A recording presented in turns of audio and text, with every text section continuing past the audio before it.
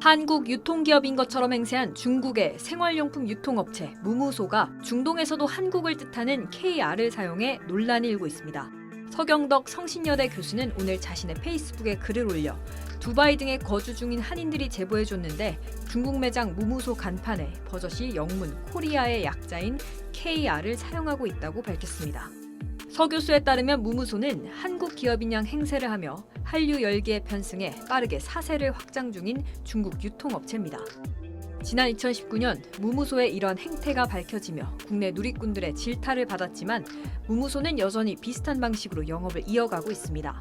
한국 누리꾼들의 많은 질타를 받고 그 코리아의 약자죠. KR을 빼는 듯 했는데 최근에 해대원이라든지 아니면 다양한 한국 콘텐츠가 전 세계를 강타하다 보니 다시금 KR을 사용하는 것 같고요.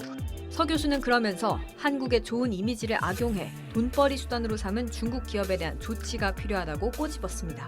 잘 모르는 외국인들이 무무소를 방문할 경우에는 당연히 한국 기업으로 오해할 가능성이 크다는 겁니다. 특히 이제 중국 기업이 어떤 한국의 좋은 이미지를 활용해서 한국 기업인 양 돈벌이를 한다는 것이 서 교수의 글을 접한 누리꾼들도 나도 외국에서 무무소 간판을 봤는데 자칫 한국 관련 기업인 줄 착각하겠더라.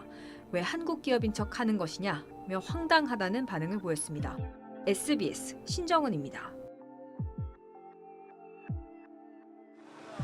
면세점 외가요 올리브영에 다 있는데 한국 여행 필수 코스로 자리 잡은 CJ 올리브영. 2025년 전국 오프라인 매장에서 발생한 외국인 누적 구매 금액이 1조 원을 넘어설 만큼 화장품 쇼핑 성지로 자리 잡자 이를 노골적으로 모방한 중국 현지 브랜드가 등장해 빈축을 사고 있습니다.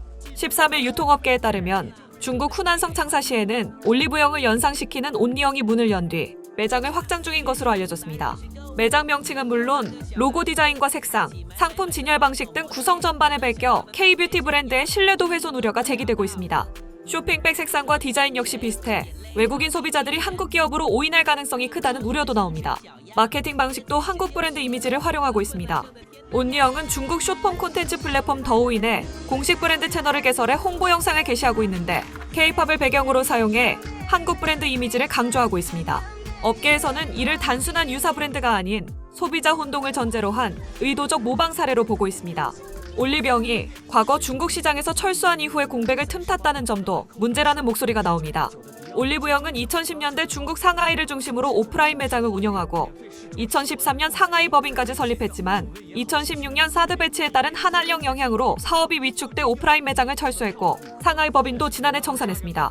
유통업계 관계자는 다이소 카피캣인 무무소 사례를 보면 현지 유통에 그치지 않고 해외 진출 가능성도 있어 보인다며 한국 브랜드로 인식하고 제품을 산 소비자는 물론 글로벌 K-뷰티의 장기적인 성장에도 악영향을 끼칠 것이라고 꼬집었습니다. 서경덕 성신여대 교수는 이런 사례가 반복되지 않도록 정부 차원의 지적재산권 보호와 해외 대응 전략을 더 적극적으로 마련할 필요가 있다고 조언했습니다. 국립중앙박물관의 뮤지엄 굿즈, 즉 뮤즈 가운데 하나인 까치 호랑이 배지입니다. 애니메이션 K-팝 데몬 헌터스의 신스틸러인 호랑이 더피를 닮아 요즘 인기입니다. 홈페이지에선 10차 판매까지 매진돼 내년까진 아예 살 수도 없습니다. 그런데 알리익스프레스 같은 중국 온라인 쇼핑몰에선 비슷한 모양의 배지가 K-팝 만화 캐릭터란 이름으로 10분의 1 가격에 팔리고 있습니다. 외국인들은 헷갈릴 수 있는데 이런 정품과 가품의 구별 능력이 이제 없으면 안 될 것 같기 때문에 올해 들어 지난 8월까지 뮤즈 매출은 역대 최고인 217억 원을 기록했습니다. 국립중앙박물관의 공식 뮤즈인 단청 키보드와 이를 베낀 중국산 짝퉁 제품입니다. 겉으로 보기에는 비슷해 보이지만 자세히 들여다보면 품질이 조악한 데다 숫자 키에는 한글 대신 한자가 써 있습니다.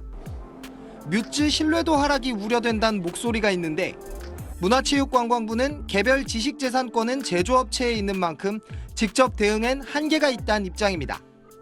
하지만 대다수가 중소기업인 제조업체들이 대응에만 맡겨두는 건 무책임하다는 지적도 나옵니다. 문체부에서 이런 저작권을 보호해주는 시스템이 있는지도 몰랐다. 뮤즈 생산을 하는 업체들의 하나는 얘기입니다. 문체부에 도움을 요청할 수 있는 방법이 있는지도 몰랐다. 있어서는 안 될 것 같고요. 어떻게든 그 부분들은 저희가 보호할 수 있도록. 위상이 커지는 K 콘텐츠를 보호하기 위한 정부 차원의 적극적 대책도 필요해 보입니다. SBS 김영래입니다.